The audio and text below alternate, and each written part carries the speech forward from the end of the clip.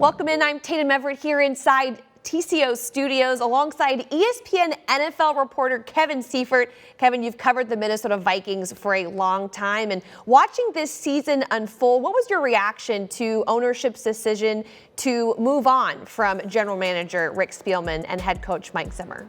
I thought it was an exceedingly fair outcome. I think even Rick noted in his statement that it's not often that people in the front office and a general manager or top personnel position get as long as he got in that job. And it was because the Wilfs were patient and they trusted him, and he had, I thought, a very fair opportunity to build a Super Bowl team.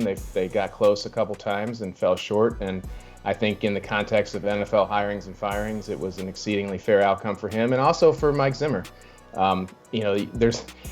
There's been lots of teams that have hired and fired multiple coaches in the time that Mike Zimmer was the head coach of the Vikings. And certainly there were more than the usual number of extenuating circumstances in his time, whether it was the Teddy Bridgewater injury or the Adrian Peterson situation on and off the field, or many other things in between.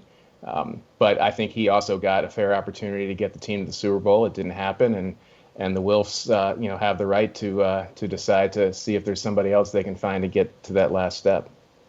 And the Wilfs weren't the only ownership group making that decision. In fact, a team not far from here in the NFC North also decided to go full clean slate, and find a new general manager and a head coaching combo at the same time. How do the Vikings and the Bears situations compare to each other? I think the big thing that general manager candidates and coaching candidates will look at in terms of a difference, at least, between the two teams is at quarterback. When you're in either one of those potential jobs, that's the number one most important thing to find and identify is a quarterback for your team. And each team has one, but they're very different. If you're a general manager who values a veteran quarterback who has shown exactly what he can be and maybe what he can't be, then you might view the Vikings as a better opportunity because Kirk Cousins is under contract. If you prefer to have a young quarterback and somebody who has a lot of room to grow, and you want to go out and hire somebody who can help develop them, then maybe as a general manager or even a head coach, you look at the Bears and say, I'd rather have a Justin Fields. And so I think that's probably the first and the biggest step. I don't think you can overemphasize quarterbacks in discussions of any team, and especially in these situations. And I think that's what jumps out to me is that if you were somebody who had opportunities with both teams, it would be basically a value check. What's more important to you in the short and the long term, to have somebody you already know exactly who they can be, or somebody that you believe you can build into something more than what they are. And Kirk Cousins is heading into a contract year. And it's one of the questions I wanted to ask you is, how does this decision to change leadership affect the future of Kirk Cousins here with the Vikings? I mean, I would think that after the past 4 years and really longer than that at the position, anything's on the table. Like you would look at the contract that he signed, and everybody knows how much money he's owed, whether he's on the team or not next year, and say like options are limited, and maybe they are from a practical sense. I don't know if there's any easy decisions on what to do with him if you're the new GM and the new coach, but that's in a way that's an opportunity for them to immediately impress, I think, the Wilfs and the Vikings search committee. But here's my plan. We know Kirk Cousins is on your roster, on the Vikings roster. We know what his salary cap situation is. We know what the pros are of signing him to an extension and lowering his cap number, and we know what the cons are of that as well. And so I think that'll probably be a top discussion point. I don't know that the Wilfs and the search committee have an idea of what they want to do yet with them. I think they want to use this process to find out what ideas people have, and I would imagine that the ideas presented will play a large role in who's ultimately hired.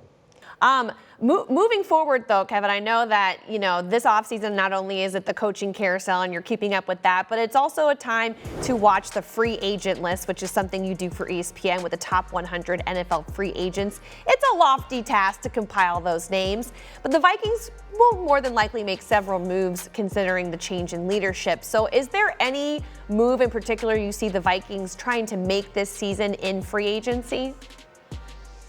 Well, you would think that whoever takes over as general manager would look at the Vikings roster and say one place that could use multiple upgrades is the offensive line, and just in terms of whether it's probably in the middle of the line, center, guard, what have you, but it could be anywhere. And they've worked hard at it. Rick Spielman did work very hard from a volume standpoint in trying to correct and upgrade that position, and it just hasn't gotten there yet. And so sometimes you have to do a combination of drafting and free agency. And right now, it's the time of year where it's like candy shopping, and you look at the list of available free agency. I'll take him. I'll take him. I'll take him. I'll take him. And usually, a lot of those guys get signed to extensions long before free agency even opens. But if they're available, there's guys like Laken Tomlinson from the 49ers, a guard who has played well, was with Detroit and then San Francisco, and still a very viable guard. Sometimes you have to go with a type of player like Eric Fisher, who was a left tackle with the Chiefs, and he tore his Achilles, and then he went to Indianapolis and had some injury problems. So that type of player, even a Connor Williams from Dallas. So we'll see. A lot of this will depend on the Kirk Cousins decision that we talked about earlier in terms of how much salary cap space the Vikings have right now. They're probably in the lowest 10 teams in terms of space projected when given who's on the roster right now. So they're going to have to do some work there, and then there'll be a discussion about value too. Like, does the next general manager like free agency? Does he or she want to be somebody who's really active, or do they want to double down and focus on the draft? And so we'll see all that, but those are the types of players that would be available at a position that I think the Vikings will probably need to get some help in. Yeah, I'm asking for your way too early predictions on that. More than likely, Yeah. A lot of question marks still surrounding this team. Once that general manager and head coach gets back, we'll have to have you back on, Kevin, so that you can help us out with that Sure. as well, because honestly, it's going to be very interesting from here on out and an exciting time as well. But thank you so much to ESPN NFL reporter Kevin Seifert for joining us here on this Microsoft Teams one-on-one.